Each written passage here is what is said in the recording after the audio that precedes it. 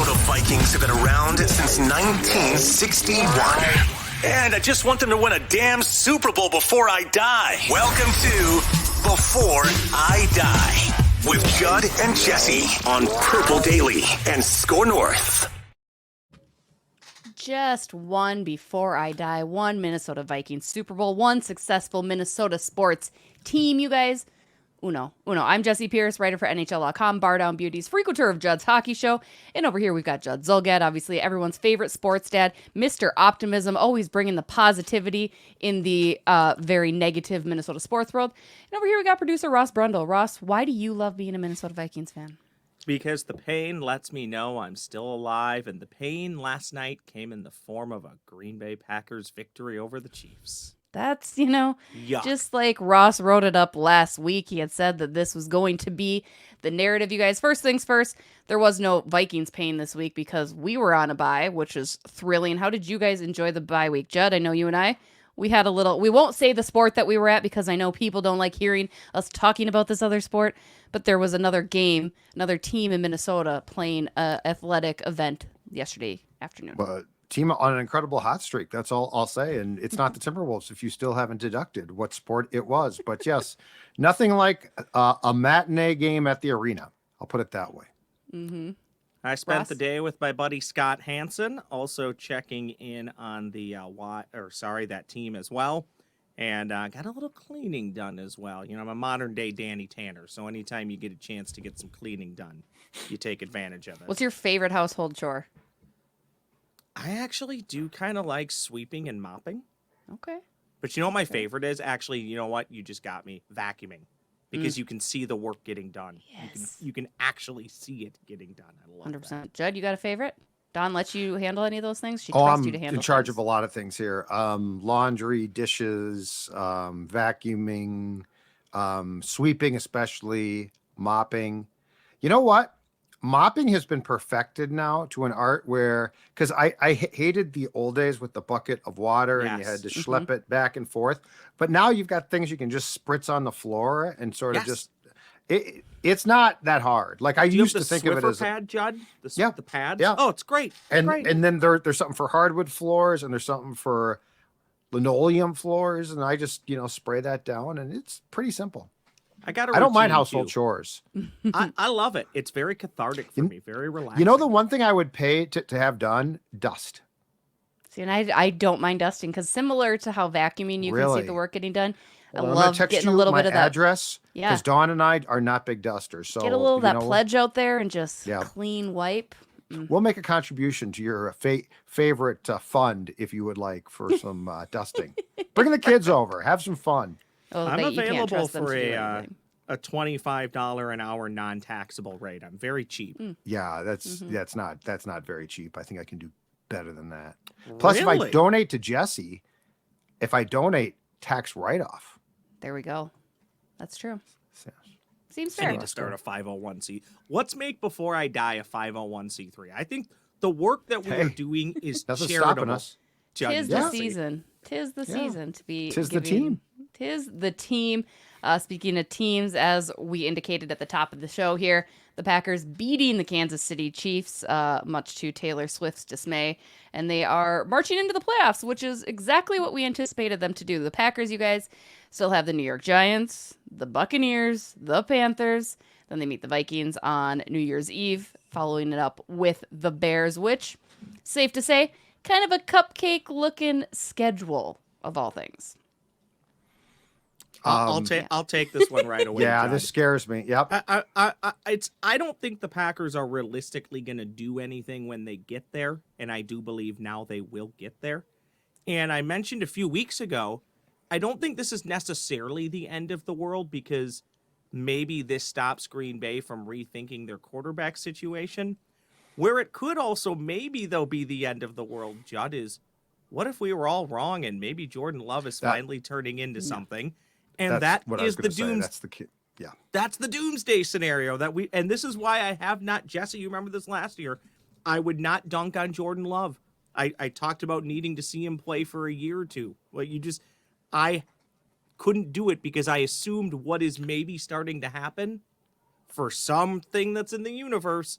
This is just what we get as being a Vikings fan, that the Packers always have franchise quarterbacks, and it could be starting again for the third time in a row. I hope not, but it could be. This seems to be a nice building block for the Packers, Judd.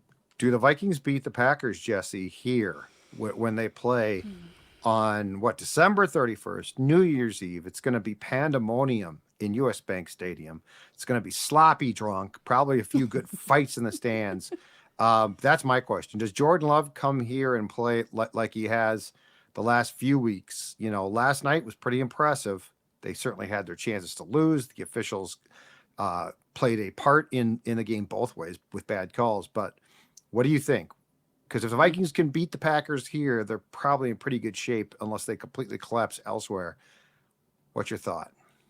I mean, there are two very different teams coming into that game, right? You look at, if Jordan Love continues this hot streak, which he is the hottest quarterback in the NFL right now, no question, it's going to be really tough. I like the way the Minnesota Vikings were playing defense heading into this bye week. I think this bye week, and I know we'll talk about this in just a moment, has come at a good time. You're going to get Justin Jefferson back.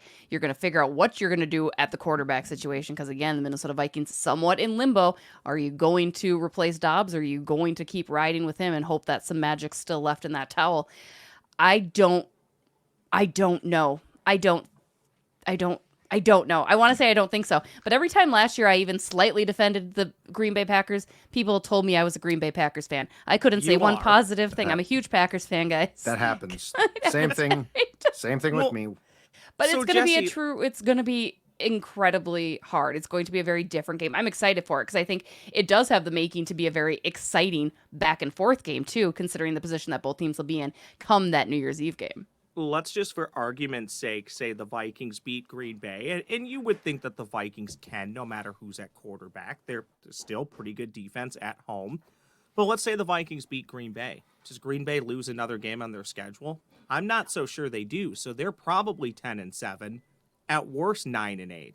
Now start doing the same math for the Vikings with the schedule that the Vikings play.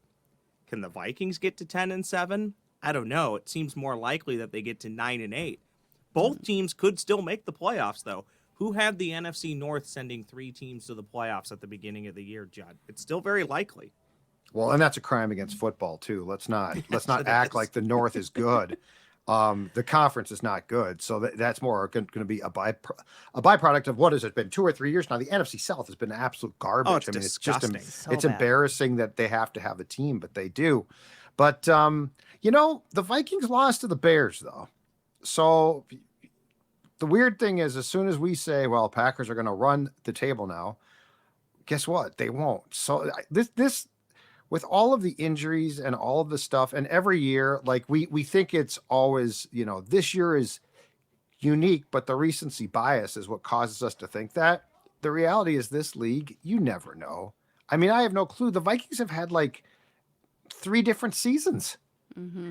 The start was like they're dead. The rebound was like, oh, they're not dead, and here they Super come, Bowls, yeah. and they're a playoff team. And then the last 2 weeks, the Broncos lost, okay, but then the Bears loss is a terrible loss.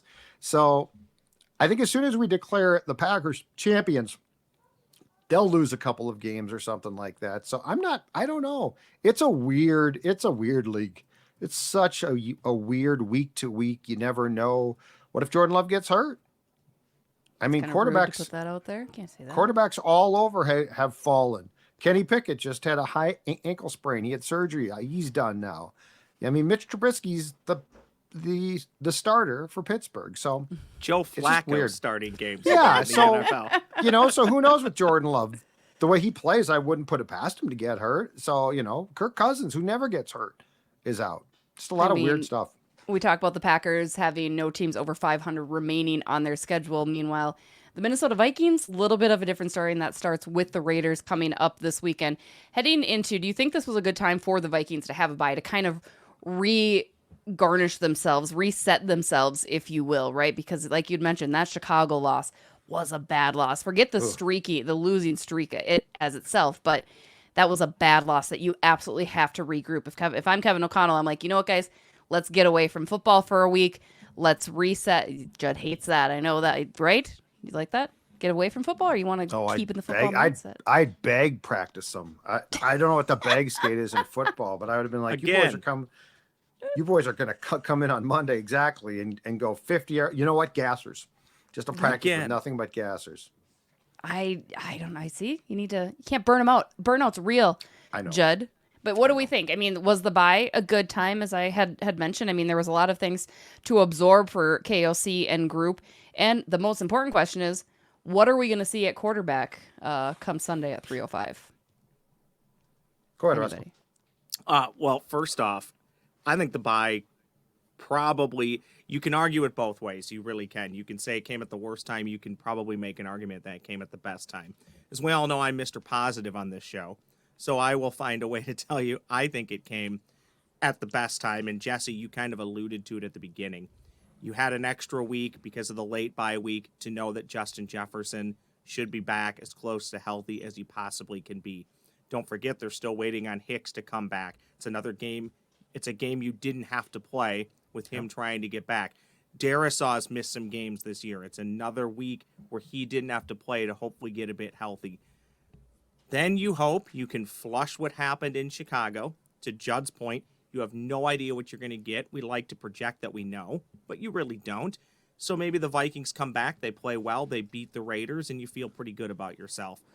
So I would say from that standpoint, it came at a good time. It also came at a good time, Jessi, for what you said. If you're going to make a quarterback change, I know they haven't really announced anything yet. Maybe they will as soon as this podcast drops. But it gives you extra time. I don't think they're going to either. But it gives you extra time to put that in play, get extra reps. So I would say it probably came at about the best time it could. And keep in mind, the guys that we talked about that are fighting injury, that's just the ones that we know about. Everybody's bruised. Everybody's nicked up. So from that standpoint, I think it came at a good time. It also allowed you to look now at the standings after yesterday and kind of see where everything stands, and you didn't have to play. So now you kind of know what you're up against the last month of the season. And it all went wrong, too. That's good. It did. The results on Sunday were about as bad as you could get. If you're a Vikings fan, that day sucked. I prefer a bye late October or November. Like, this is a really, really late bye. But, yeah, like a bye, the only bye that I think comes at a really bad time is like 4 weeks in, right? Like the first week of buys, first 2 weeks, you don't want to basically go from training camp to play 4 games or something like that, and then you're off. But yeah, it's a good time to regroup. The quarterback thing, really intriguing. Like, do you go away from Dobbs because of the turnovers against Chicago and Denver? Do you keep him because the team seemed to believe in him at one point? Does Nick Mullens serve as a great replacement? Lots of questions there. But yes, as far as what Ross was saying, the rest is good. Like that's not going to be a bad thing. Now I think the question is this, and this was true before. Can the Vikings stop beating the Vikings? That's my thing. Mm-hmm. Can they stop turning over the football? Can they stop throwing picks? Because if they do that, I think that they could be extremely competitive. If they don't, then I think they're probably dead. I mean, they might make the playoffs, but you're not going to feel good about it. No. I think since we're betting, folks, since we're heading to the Las Vegas Raiders, I bet they come back with Dobbs. I think you give Dobbs one more shake of the can. Yes, there were terrible turnovers, but I think this is his last shot. See what he's got. See if they can do it. I think you're absolutely right, Judd. You have the team believing in him, and you have the team excited. There was a whole lot of positive rolling forward with Josh Dobbs last 2 games aside. Give me Dobbs. So, gun to head, boys. What are we thinking? What are we placing? Are we placing chips on Dobbs? Are we going Mullens? Or what do we think? There was a report in the Athletic from Diana Rossini yesterday, who does a league-wide speculation notes column, and she's pretty plugged in here.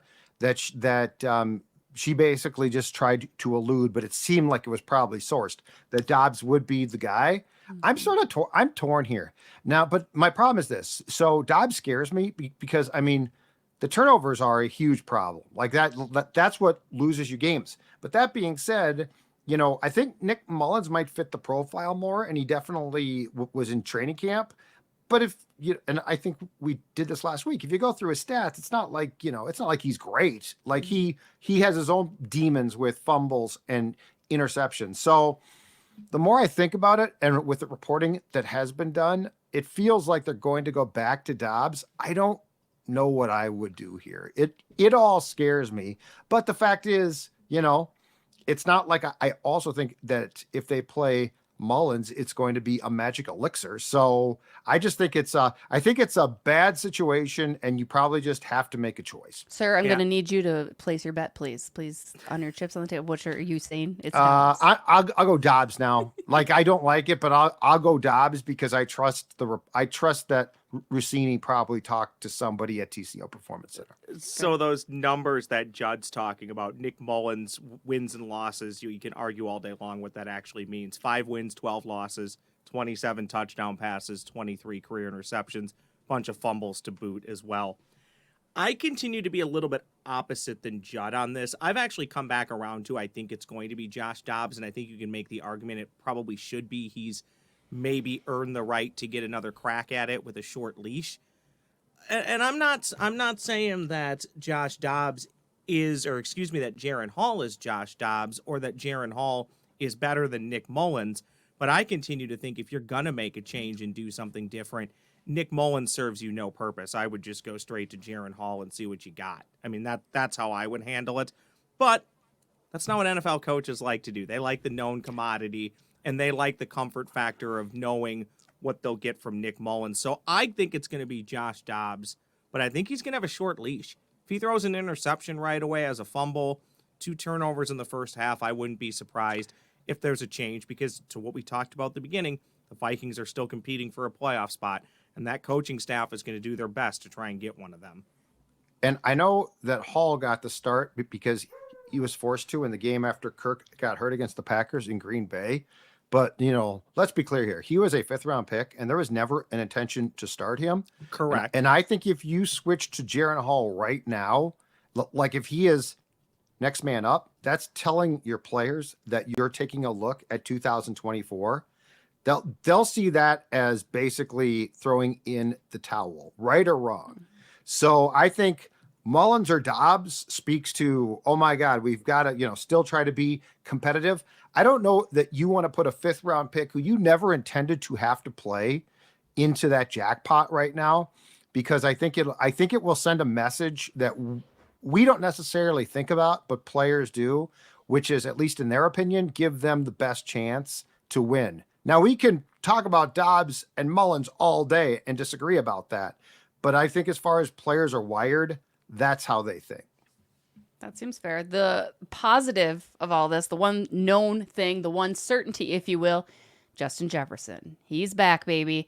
How do we think he's going to look in his first game? I mean, he's one of those elite athletes that doesn't need much to get him going once again. Obviously, coming back from injury, a little bit different, but how are we feeling about JJ taking the field in Vegas on Sunday? Well, Judd can answer this probably much better than I can, but it's really tough to formulate a great opinion about what Justin Jefferson's going to do when you don't know what you're going to get from the quarterback. However, the quarterback who's playing is going to really like having somebody like Justin Jefferson to throw to, but if you don't trust the quarterback to get him the ball, I can't tell you how I think Justin Jefferson's going to do. Logic tells you he should make a difference. I think he will make a difference. I don't know how much of a difference he'll make, though. If Dobbs is throwing turnovers and throwing interceptions and fumbling left and right, well, it doesn't matter how good Justin Jefferson is if nobody can get him the ball. This is why O'Connell talked last Tuesday, a day after the Bears loss, extensively about, I want to start the quarterback. He essentially said, I want to start the quarterback that benefits Justin Jefferson the most.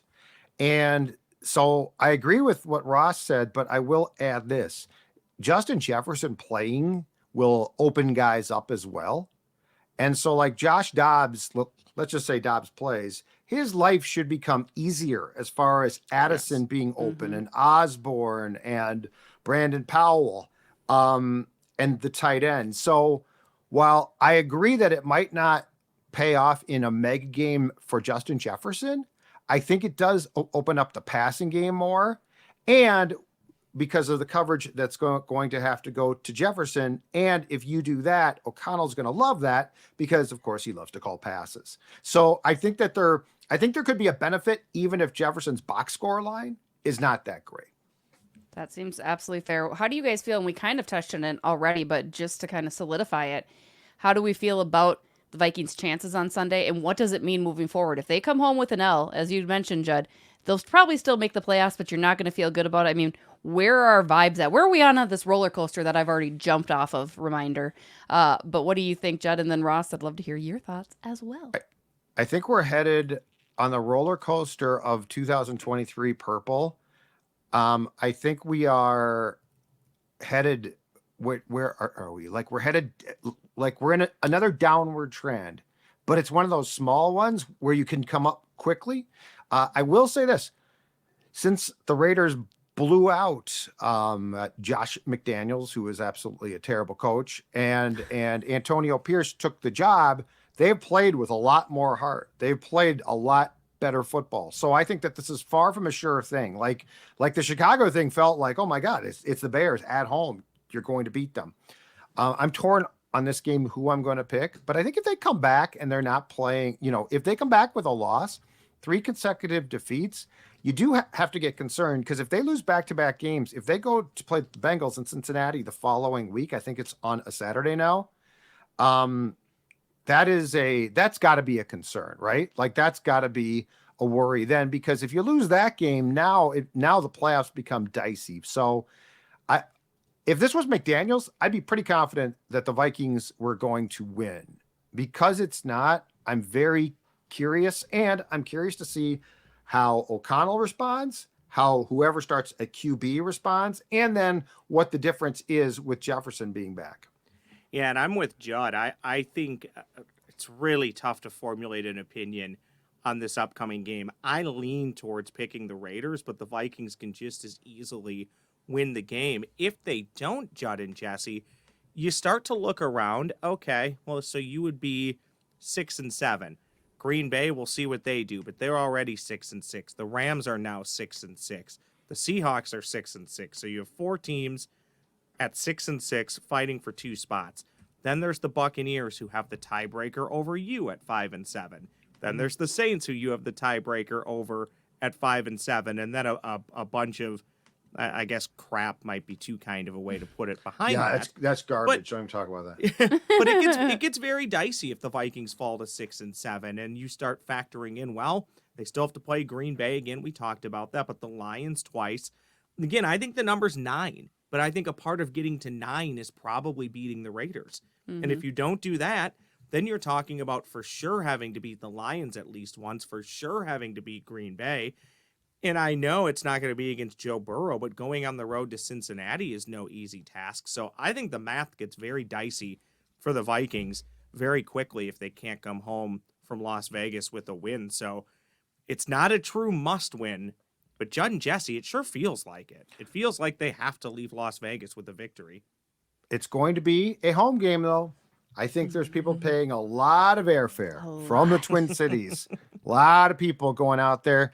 The last I heard, I think airfare was like $1,000 or something too. Oofta. It got jacked up really, really quick. But yes, the Vikings will have plenty of support there. I'm not shocked that there are going to be some long weekends from folks who probably will return and take Monday off as well.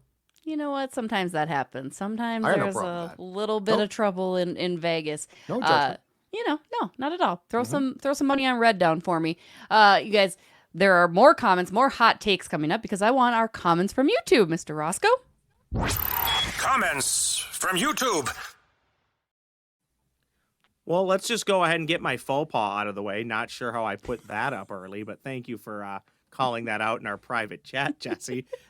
Tipping off one of our comments from Alex Anderson 477. I believe that's what it is. Alex and whatever. We'll go with that. Hot take. Flo was hired to replace KOC in case he doesn't work out. And it looks like Dobbs is more of a reaction player than an action player. I kind of like that. That's not a bad way to phrase it, but I don't think the first thing is right. Like, I know that there are people right now pushing, hey, Brian Flores should be the coach of this team. I mean, has Kevin O'Connell really done anything that you're like, you know what, I'd fire him? I mean, I haven't been impressed with his entire second season for sure. But I mean, I unfortunately, if you want B-Flow, I think he's going to end up as a head coach here, but it's not going to be here.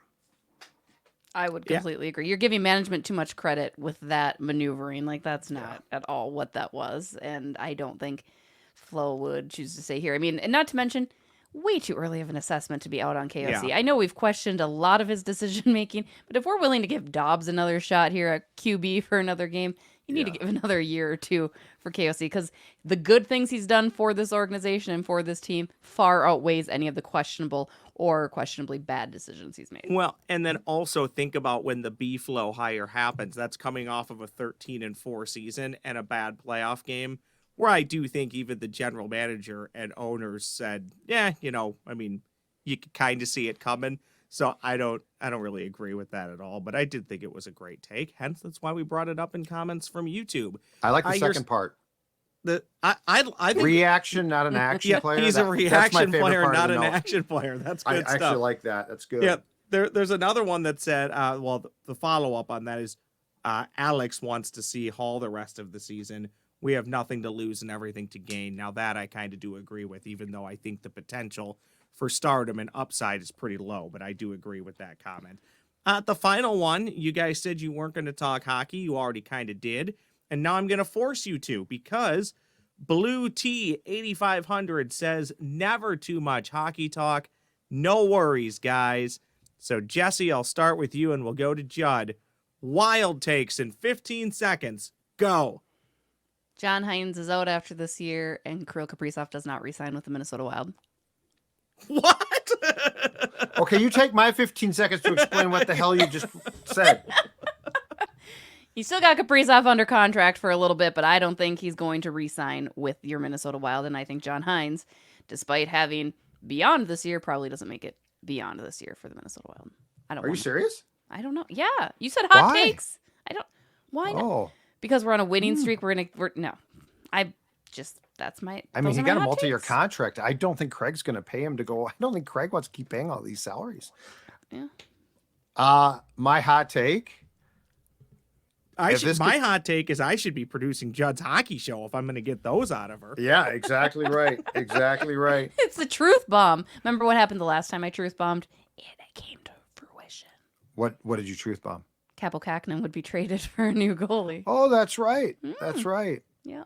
Yeah, my hot take is John Hines behind the bench at the start of next season to combat Jessi's hot take. Fair. See all what right, happens. well, that's all I have for your wild takes. That's all I have for comments from YouTube. Kaprizov not coming back. Oh, yeah. What was going to excite him? Watch Judd's hockey show on Wednesday. We could dive into this because I've got feelings on it, right? No, we should. Yeah. I mean, you cover him every day, so I'm more interested in that take than I'm like, it's not right. I think that's very interesting. Yeah. Judd's hockey show. You know what? Before I die, we'll probably stop talking hockey on this show, but probably not. But speaking of, let's get into our Before I Dies to wrap up this week's episode of Before I Die. Time now for the Before I Die crew to give us their Before I Dies. All right. Roscoe? Who's got Jessi? a burning one? Who's starting? I started last time, so. I can start, but the problem is it goes down that checklist. Last week, one of our lovely audience members was like, oh, these are the 3 things that Jessi talks about. And I just recognized that is completely accurate because my first one was going to involve me crap talking my children. So I'm going to think about that for another moment. Ross, why don't you start? Mine's fairly simple. A lot of people, I saw this over the weekend during the college football games. I agree with it. I think we all universally agree with it. The chest pass that we're doing for these Dr. Pepper challenges needs to be eliminated, or their bar needs to be higher. This is football, okay? You're either throwing it like it's a football or do the shovel pass where you actually have to flick the wrist. This basketball chest pass is out. No more. That seems fair. That's Before I Die. No more. I'll go off of that. The first person that did it should be tried for treason. Off of the college football. Wow. I want the college football playoff committee to be gone forever and ever and ever and shoot them into oblivion because of the egregious mistakes that they made this year, of the years past. Like, Jessi, Iowa State wasn't getting in this year. oh, but that's not fair. But Brock's, If their name was Alabama, it would have been fine. You know, That's if their true, name was actually. like, that's the thing. She's Like, not wrong. it's just dripping in like the political fervor and like your favoritism, and it's just kind of, I'm not saying I'm a huge Seminoles fan by any stretch of the imagination, but that is egregious. That is an absolutely ridiculous selection. But it just goes to the count of all the ridiculous NCAA moves and all of the college football playoff. Like, it's just between that and the NCAA, like, there needs to be a dramatic change in the way it's all operated at the college level. Before I die, that's what I need to see. I'm willing to take over. I'm willing to hop in and fill in where it's needed. I think they could use my type of attitude to fix things. 12 teams next year do anything for you, or is it still the same problem? Still the same problem. It's going to still be the same problem. We all know Really, this. you think? I think so. But I mean, team 13 that gets left out, who gives a crap? It's a At that little point, less. Just go home. You say that unless it's the Gophers, and then we're fighting in Dinkytown. No. Then the Gophers don't deserve it. And you know what? The thing too is, if this can actually eat up bowl games and turn them into like playoff games, good for them. But you know, college sports is the most crooked thing of all time too. That's the thing. We talk about it like, oh, this is for the kids. No, since when has this group of adults gave a crap about the kids? It's about the bottom line, and they make a ton of money and they don't care. Before I die, here's what I want to do. I want to revamp football officiating to get some level of consistency, especially the National Football League, because that's where it's most important. And to end this, just countless, everybody makes their calls as they feel like it, subjective, willy-nilly. And here's my starting place. I want the rule book because I want to tear about half of it up. They're calling for those people to look for more fouls that don't mean a damn thing, right? But I mean, can we not define pass interference? And I'm willing to give the defensive players more leeway here. It's ridiculous, but I mean, nobody knows what the guys who officiate now, and a bunch of the really good ones, of course, quit and went to TV because A, they make more as rules officials, and B, it's easier. But you know, that Packers Chiefs game last night was just the latest example. These guys have no idea what to look for. They're so confused because the rule book is like an encyclopedia. I want to clean this up, and I think it's very doable. One, by not putting a premium on offense as much, which the league wouldn't do because they love offense. But two, you can't have people looking for every little small infraction. And as I've always said, what drives me crazy is this comes from a rules committee that meets in March in a great locale, probably Palm Springs or, you know, some resort. And they look at replays of things and they're like, we should do this, we should do that. Like, for instance, next year, these idiots are going to try to take out this essentially hip tackle because guys are being hurt now. Okay. How do you legislate that? How do I throw a flag on, like, literally what they've taken tackling? They're trying to kill tackling. Mm-hmm. The full weight on the quarterback is still one of the most ridiculous things you'll ever see. They don't even call that much now. Like, they just ignore that one. That's the other thing. But this whole thing about this new technique to tackle, which by the way is in because we're afraid of concussions, they're going to try and take that out. We need to get this right. And unfortunately, too, people are going to get hurt. It's football. Mm-hmm. Unless you want to go to flag football, people are going to get hurt. We can't legislate injury out of the game.